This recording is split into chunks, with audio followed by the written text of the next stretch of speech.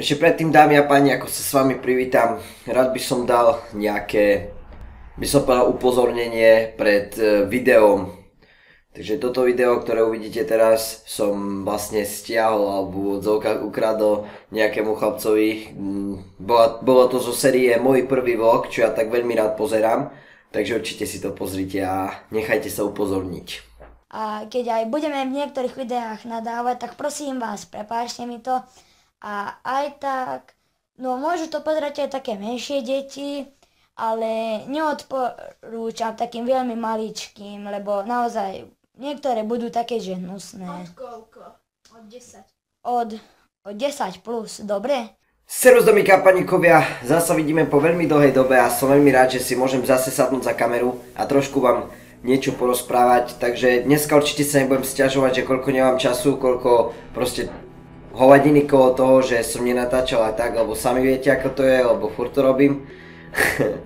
Takže dneska by som vám chcel povedať, že čo som vlastne robil tento mesiac v podstate. A nie že len čo som robil tento mesiac, ale v podstate ako som prežíval prázdniny. Určite ste mohli vidieť moje predchádzajúce video s Eugenom.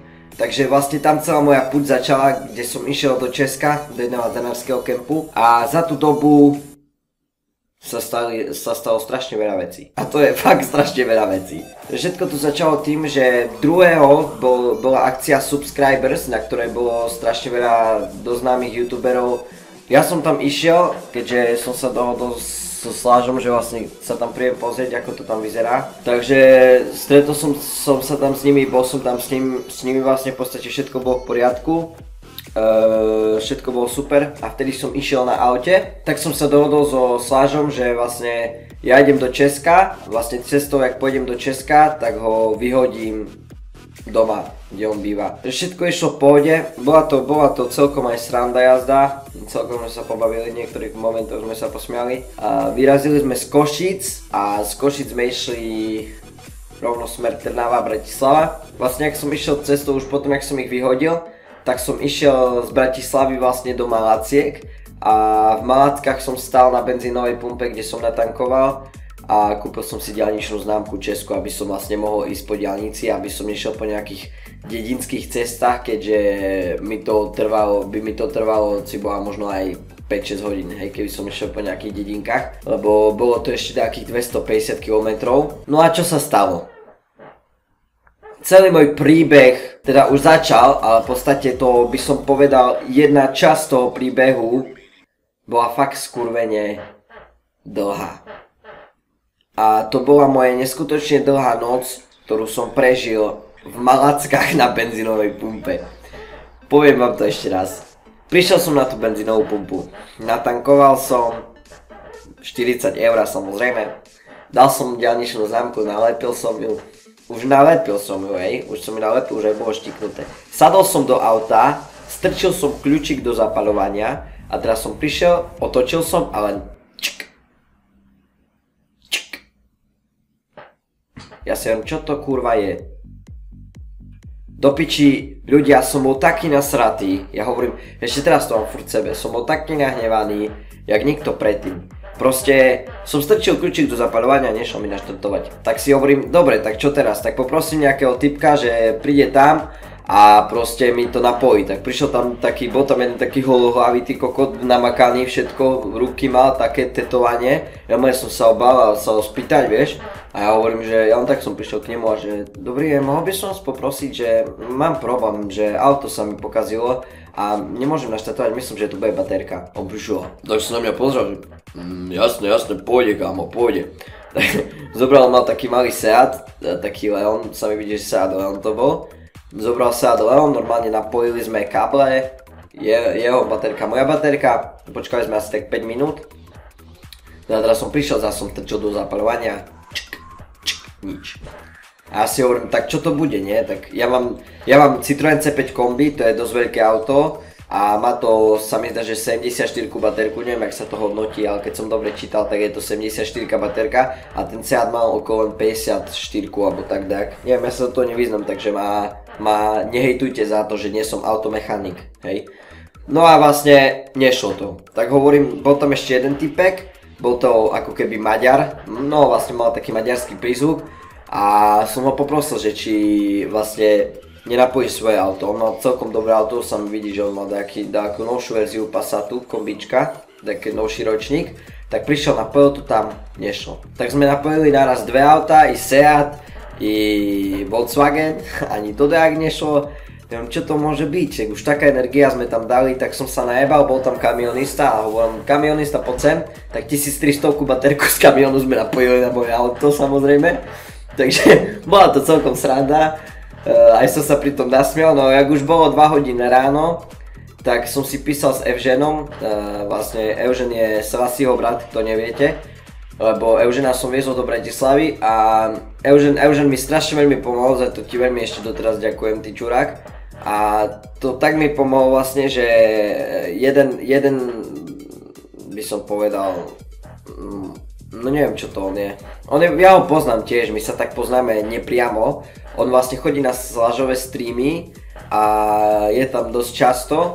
No a vlastne on vlastne Eugen zavolal jemu, aby po mňa prišiel do Malaciek, lebo on blízko býva, kde v Stupave, či niekde tam blízko býva, aby po mňa prišiel do Malaciek a hodil ma k nemu domov, k Eugenovi. Takže vlastne tak mi pomohol, tak ja som tam čakal asi takú pol hodinku. Potom prišiel, to bol tuším Azritiak sa volá, neviem či to bol Azritiak, neviem či si dobre spomínam. A prišiel tam na aute, prišiel tam na Lexuse a si tak asi lepšiu jazdu o 3 ráno som si nemohol predstavovať. Tak bola celkom sranda, no nasmiali sme sa po ceste. Tak ma hodil ma ku Eugenovi a boli sme potom už u Eugena, tam ste mohli vidieť video, jak som bol u neho. Veď to vlastne máte v celom minulom videu, vlastne máte tento príbeh. No a nakoniec Dušan išiel vlastne za Bendrom do Česka a išiel na návštevu k nemu, tak hovoril, že ma vezme do Prahy. Ja hovorím, výborne Dušan, budem veľmi rád. Tak sme sadli s Dušanom do auta, všetko v pohode išlo, cestovali sme. Zas cestujem, ale už nie na svojom aute. Servus dámy a paníkovia, vítajte pri tomto videu a je tu pri mne najväčší hejter z kurveného Slovenska! Počkaj, zabudli sme. Toto video bude obsahovať satíru, vulgarizmy, iróniu, čierny humor a všetko, čo by ste nemali pozerať. Ale aj tak si to pozriete. No.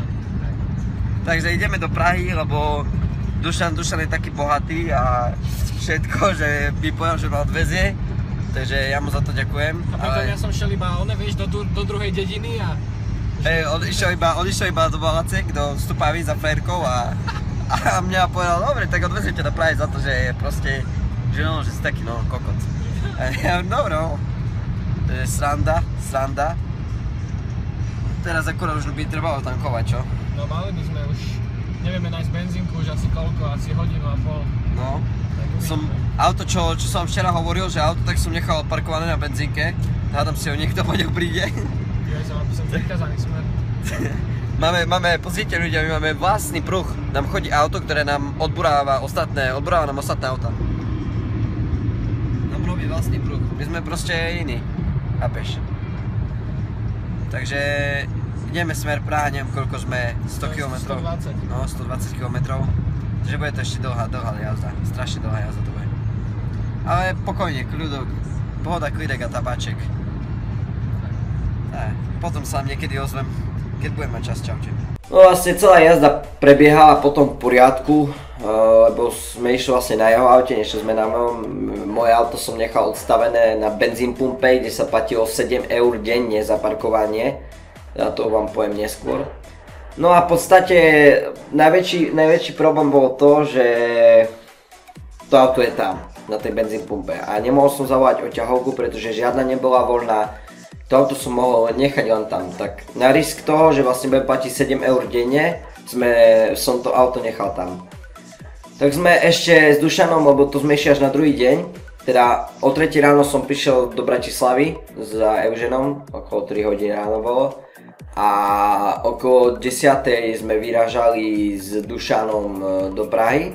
tak sme sa pred obedom zastavili ešte v Malackách, na tej benzín pumpe, že sa pokúsim nejak to auto ťahnuť niekde aspoň ku bytovkám, aby som neplatil za to parkovanie, pretože auto vôbec nešlo naštartovať. Takže sme sa na to nakoniec vysrali, pretože nevedeli sme nájsť inú možnosť, ako auto vlastne nejak dopraviť inde alebo ho dať do servisu, tak sme išli už do Prahy. A nakoniec to tak dopadlo, že sme prišli do Prahy, tam sme sa rozlúčili. Ja som išiel svojou cestou, išiel som do Třebone, do toho kempu. Tam to prebiehalo všetko v poriadku. A jak som bol v tom Třeboni, tak som si písal s tým Dušanom, lebo ešte som stále nevedel, že ako pôjdem domov. A Dušan tam mal byť len 10 dní. To znamená, že ja som tam bol 14 dní, to znamená, že 4 dní vlastne by odišiel skôr ako ja. Ale on povedal, že ešte tam bude 4 dní, tak to bolo pre mňa super. Pretože sme potom vyštartovali potom hneď v nedeľu, tuším, sme išli domov, som ho čakal v Prahe, som si vybavil odvoz do Prahy a to bolo super, lebo som spal u bratranca a potom hneď ráno som išiel o 8 na Chodov, tam sme sa so Dušanom stretli a nakoniec sme išli späť domov. No a čo sa stalo cestou, bolo celkom, by som povedal, zvláštne a bol som prekvapený, lebo toto som ešte fakt nezažil za tých, doslovne pár rokov, čo som cestoval aj s otcom, aj tak s inými ľuďmi po svete. A to je to, že Dušan si kupoval diaľničnú známku, neviem či SMS-ko alebo cez internet a kupoval si to tak, že vlastne si to kupoval na Slovensku. A u nás je taká možnosť, že môžete si, dneska už funguje tzv. Internetové známkovanie alebo e-známka. To je vlastne taká známka, že si ju kúpite cez internet, zadáte tam len svoju značku, poznávaciu značku a vlastne už zaplatíte a máte vozidlo registrované, hej, na mesiac, rok, jak chcete. No a vlastne Dušan to zrobil to isté ako v Česku, lebo u nás sa dá, vlastne cez nás sa dá kúpiť, cez Slovensko sa dá kúpiť aj česká e-známka. No on to kúpil, myslel, že to je úplne v pohode, ak sme sa vracali z Prahy, ak sme už boli kde pri Brne, tuším, tak nás zastavili policajti a ho zase pýtajú, že kde máme známku. A Dušan hovorí, že kúpil som známku, ešte im ukázal aj SMS-ku a policajt nám povedal, že proste, že u nich dačo také neexistuje, že oni proste internetovú známku nemajú, takže my nevieme, za čo sme platili, hej, čo je celkom sranda. No a tak sme sa nakoniec na to vysrali, policajt to úplne zobral v pohode, povedal, že sa to bude riešiť a nič, išli sme ďalej. No a potom ma Dušan vyhodil v Ružinove, vlastne pri nemocnici, ja som išiel k svojej tete, tam som si vyložil veci, mal som strašne veľa vecí, asi 4 tašky, takže bolo dosť ťažké, asi som možno takých 30-40 kg som na sebe mal som tam veci na prezračenie, celú techniku, foťak, statív, proste mal som tam steadicam, mal som tam vlastne flycam, steadicam, mal som tam proste všetko, hej. Bola to dosť ťažká taška. No a vlastne potom jak už som prišiel k tej mojej tete, bol som na majstrovstvách sveta v hádzanej, dievčat do 18 rokov, žien do 18 rokov, tam hraje moja priateľka, teda hrala majstrovstvá sveta. A chcel som sa ísť na ňu pozrieť, tak som sa bol na ňu pozrieť. No a bol som tam asi 3-4 dní v Bratislave. Zase som riskoval to, že vlastne ďalších 7 eur denne budem platiť za to parkovanie, lebo to auto v tých Malackách stále bolo. Tak nakoniec som sa išiel vybrať, že idem do Malaciek. Tak som išiel do Malaciek, vybavil som si dokonca odťahovku za 60 eur do Stupavy, aby mi vlastne mohli to auto odniesť do Citroenu v Stupave.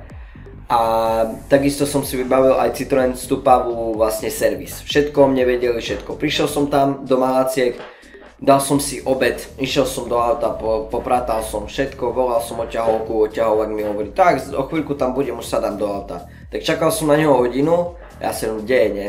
Cibola, tak čo mu tak dlho trvá. No a nakoniec on prišiel len tak do môjho auta, len tak zo srandy som strčil kľúčik a naštartoval som. To je vlastne fakt taká skurvená náhoda, že proste ja už neviem, čo mám robiť. To bolo asi to najhoršie, čo sa mi mohlo stať v tú dobu. Že po 2 týždňoch, čo auto stalo na parkovisku, som ho naštartoval. Takže bolo to dosť, by som povedal, aj príjemno-nepríjemná situácia, pretože všetko som mal vybavené. servis, odťahovku. A príjemné to zase bolo to, že sa mi to podarilo naštartovať a nepríjemné to bolo, že potom vlastne som musel všetko rušiť. Takže nakoniec sa mi to jakž tak podarilo, tak. No a tam som mal trošku problém, lebo bál som sa, aby som tak kde na diaľnici neodkvecol, keď som išiel z Mácik do Bratislavy, tak som išiel 120 km rýchlosťou, tak akurát proste, aby som, tak som to nehrotil, len som furt bol s pravom prúvou, jak som došiel k tete, tak som vypol motor a si ho ja teraz nenaštartujem. A našťastie sa mi podarilo zase naštartovať, tak som sa dohodol s mojou tetou, že trošku odídem predčasne, aby som vlastne neriskoval nič, aby to auto v kuse, aby to auto išlo. Tak som vlastne hneď v noci o 11. som odchádzal z Bratislavy, išiel som 400 km do Prešova, tam kde bývam. A bola to dosť aj celkom sranda, musím povedať, pretože cesty boli prázdne, ale predtým som rozprával s našim zamestnancom ako z otcovej firmy, čo otco má firmu. To je vlastne taký, čo on nás robil strašne dlho. A on sa vlastne rozprával so servisákom z Citroenu a hovoril, aby som nešiel väčšou rýchlosťou ako je 130-120, pretože je to niečo s elektronikou a môže sa stať, že mi proste zablokuje volant, zablokuje mi všetko a tak kde havarujem, hej, že proste sa celá elektronika zlíha a ja proste nebudem mať brzdy, nebudem mať nič. Hej, takže celkom sranda bola, tak som išiel celkom pomaličky, asi tiež tak 120 som išiel, nešiel som rýchlejšie. No a jak som, prišla tá osudná chvíľa, jak som vlastne išiel už som bol takmer, no koľko bolo? Bol som niečo pred Ružomberkom. A mi zasvietilo, že mám ako rezervu, že proste musím natankovať. Ja som kurva, tak ja z Ružomberku domov nedojdem, proste nedojdem domov. To je koľko, možno 150 km ešte. Nemám šancu dojsť domov. Tak si hovorím, tak budem musieť natankovať. Tak som v Ružomberku odstavil auto. Normálne som strčil pištoľ, natankoval som a teraz som sa modlil, cipana, jak na benzínke, všetci na mňa pozerali, že či nie som taký akbar, či to nejdem všetko tam vyhodiť do vzduchu. No a nakoniec sa mi podarilo auto naštartovať, takže som bol veľmi rád. Bol som tak spokojný na duši, že proste sa mi podarilo natankovať, že sa mi podarilo naštartovať a došiel som v pohode domov. A aby nebolo to všetko, tak ráno, jak som prišiel domov, to bolo možno 3 hodiny ráno, som prišiel domov a pol tretej mohlo byť, niečo po pol tretej som prišiel domov. Vypol som motor a ráno o 7 som mal motor priviesť na firmu, kde už by sa vlastne išiel rovno dať do servisu, aby sme neriskovali. Tak nakoniec som ho nemohol naštartovať, takže som mal také šťastie ľudia, že som vlastne došiel domov. To bol celkom taký zažitok. Tak dúfam, že sa vám páčilo toto video a ďalšie video určite bude, určite by som vám chcel povedať zažitky a určite by som vám chcel povedať jednak aj sklamanie, aj pozitívne a negatívne veci zo subscribers, keďže som na tej akcii bol. Takže tak, vidíme sa, majte sa pekne a ďakujem, že ste si pozreli toto video a dovidenia.